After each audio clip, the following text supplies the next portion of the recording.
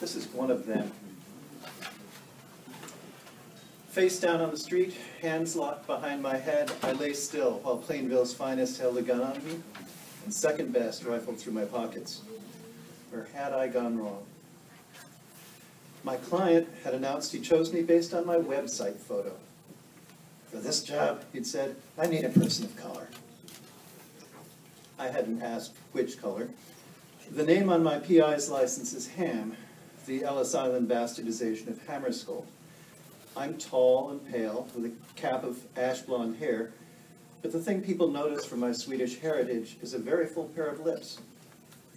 With disturbing frequency, blacks approach me to ask if I'm passing.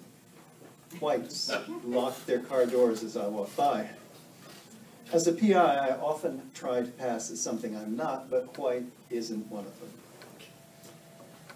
He'd run down his situation, a domestic investigation, adding that he didn't like the crowd Darlene was moving with and needed a black dick. With his cash in my hand, I tailed his wife east on Elm, staying out of her mirror by keeping a cop car between my Prius and her Maserati. The cop stopped short of a green light, and I stopped short behind him. Someone nearby locked their car with a loud beep. The cop leaped out of his vehicle and stalked back toward me. Thin lips and short white hair gelled into spikes. The Kevlar vests make them all look fit and tough. The flushed face made this one look pissed off. Did you beat me? No, sir, I did not. I think someone locked their car. I was letting a lady park her car. You beat me. I heard it, officer, but it wasn't me. Then he said the N-word, drew his gun, and stepped back. Out of the car, face on the ground, hands behind your neck. I don't know whether my PI license helped or not.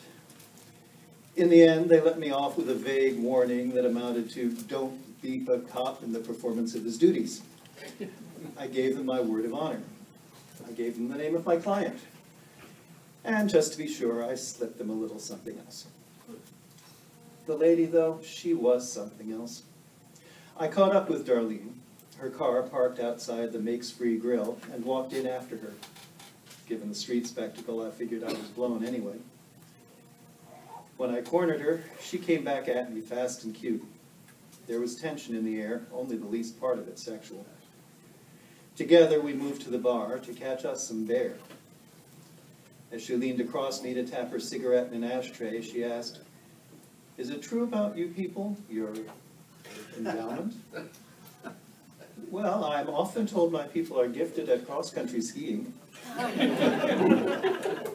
She gave a non-committal laugh and turned towards the runway behind the bar where the dancer was working her tips. Darlene's right shoulder brushed my left, and I caught a whiff of opium above the alcohol and sweat. "Anyway," she said, without looking at me, "this one's more to my taste." Darlene stuffed a bill into the dancer's G-string. Her hand lingered. "How decadent," I said blandly, in a sort of pre-Stonewall way. Darlene's fingers slipped up my neck to tangle themselves in my hair. With unexpected strength, she snapped my face down on the bar. The last thing I saw was the glass ashtray with a smoking cigarette marked by her cherry lipstick coming toward me. The first thing I saw when my eyes cleared was a smoking cigarette between her cherry lips. Darlene sat across a drink-stained table. My wrists were roped to my chair arms. I agreed with her expression of pity and contempt. Darlene was quite the reader. The bookcase behind her was packed with everything from Alma Birdwell White through David Duke. Turning my head right, I saw a desk with a CSA flag behind it.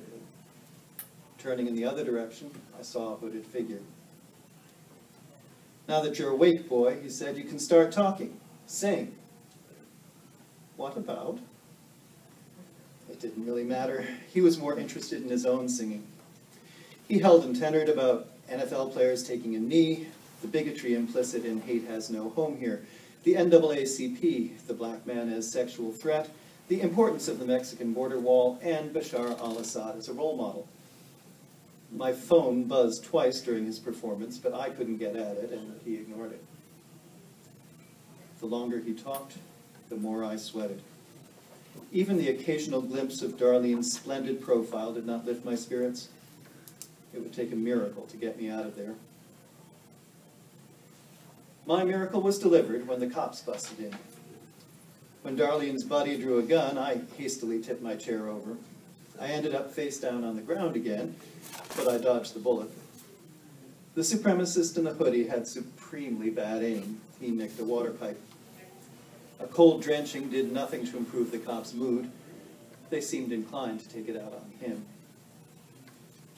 Plainville's second finest cut me loose. "Good job, Ham," he said, "giving us your client's name. He gave us the scenario and your number, and your cell went to voicemail." He nodded toward the busted-in door.